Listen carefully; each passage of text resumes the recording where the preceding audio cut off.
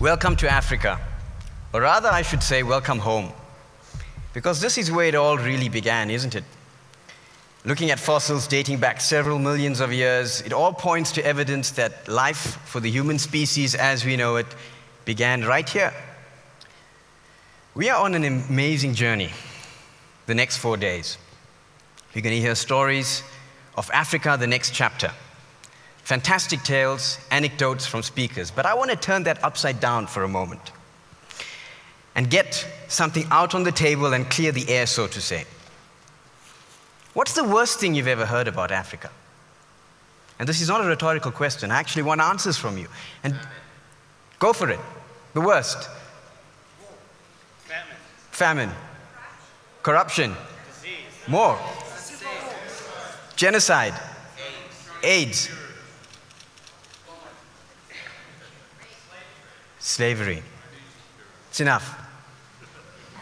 We've all heard these things. But this is about Africa, the story we have not heard. The stories that we want to know and the stories that do exist about positive tales.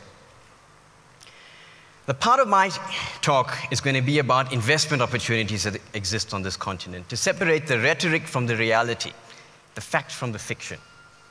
To go to the actual data and statistics that exist about the actual things that are happening on the ground that make Africa a realistic investment opportunity and option for you.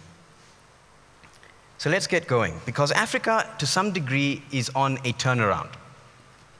A turnaround in terms of how it manages its image and how it takes control of its own destiny. And turnarounds are part and parcel of what I have focused on for most of my professional career. And it all started about almost a decade ago as a young consultant at McKinsey & Company at their first African office in Johannesburg. And there we worked with leading CEOs on African issues and African companies on turnarounds, making their companies not just the best in Africa, but the best globally. But I really formalized this focus on turnarounds when I was completing my MBA in the United States. And it all began with a fantastic phone call. It was from Rosabeth Moss-Kanter, Harvard Business School guru and a professor of mine. And she said, I want to write a case, Yuvan, a case on a public sector leader that has lessons for the corporate world. And the leader that came to mind was Nelson Mandela. Because Nelson Mandela, as he took over power as the first democratic elected president of South Africa, faced a situation of a country that could have slid into the abyss of chaos. But he started the country on a path of a positive cycle. Now, the case, Nelson Mandela, Change Leader, became part of the research base for a chapter in Rosabeth's new book called Confidence. And Confidence became a New York Times bestseller and topped Business Week's hardcover bestseller list. Now, why I tell you the story is because later when I was interviewed on SABC Africa, on a Pan-African broadcast, they asked, what is your key lesson or the key thing you enjoyed the most? Because it was a huge privilege to be part of such a project. The lesson from that was that it was Africa, an African story that was used to share news with the rest of the world of what the benchmark can be for corporate turnarounds. Africa was being used as a success story. So I want to share with you a personal story about a turnaround or a transformation, and that has to do with me. Because in 1994, I packed a few things into a backpack and headed off for a year of travel in the middle of my university career. Should have seen my parents' reaction. But very soon, I found myself from the southern part of Africa, in South Africa, at the very north, in Egypt. And I sought out the most remote places. I went to the Siwa Oasis. That was one of my stops. And the Siwa Oasis is famous for several things. But the key thing is that it was the place that Alexander the Great went to when he wanted to find out what his destiny had in store for him. And legend has it that Alexander trekked through this desert. Half his battalion was wiped out in the sandstorm. And myth says that he had an audience with the oracle and it foretold his destiny of greatness. This was 300 BC. So Africa had long been seen as a place to go to for answers. Now, the thing I remember about Siwa was the magical view of the sky at night. With no natural light source, Siwa is one of these amazing places that when you look up, you see a perfect tapestry. Fast forward to 2002. I'm sitting in Cambridge, Massachusetts at a healthcare development conference. And I see the same picture, but from the opposite side. A satellite picture looking down at the Earth. And it was that picture that made such a profound impact on me. Because I'll never forget it. I remember the very moment. And I wanted to share that image with you of what I saw at that point. The first thing that I saw was North America at night, glowing in all its glory, a warm feeling, light.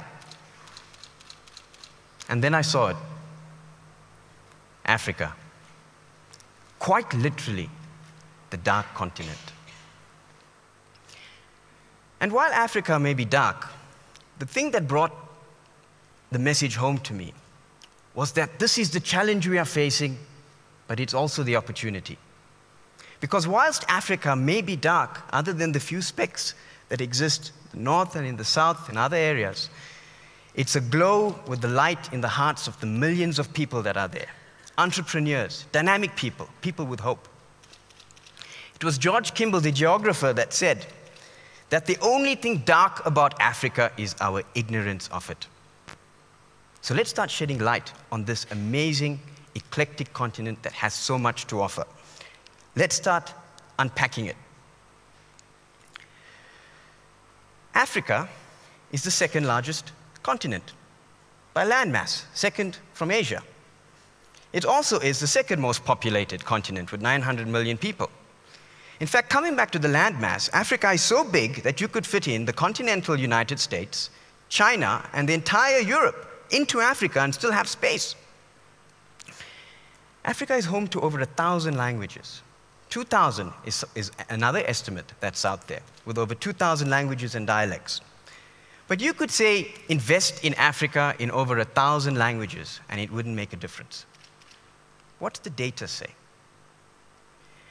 As an investment banker, I'm in the cross-flow of information and the changes that are taking place in capital markets. So I want to share with you some of these bellwether signals or signs and winds of change that are sweeping this continent. So let's start on that, and let's start at the high level, on the macro factors. Inflation, in general, is coming down across Africa. That's the first sign. Many countries reaching double-digit figures. So let's start looking at some of those. I call it my Zen cluster. Zambia, from 2004 to 2006, moves from the 18% in inflation to the 9%. Egypt, from the 16% to about 8.4%. Nigeria, similar situation, from the 16% to the 18%, to the 8%, single digits. More fascinating, you have other countries, South Africa, Mauritius, Namibia, all in single digits.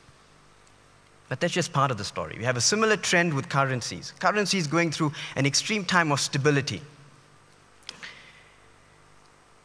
But that's looking at the big picture. And the first myth to dispel is that Africa is not a country. It's made up of 53 different countries. So the very definition to say invest in Africa is a no-go. It's meaningless. Each country has a unique value proposition. You can make money, you can lose money in Africa, but opportunities, boy oh boy, they exist. And this is what today is about. It's about discussing those very opportunities. So let's start getting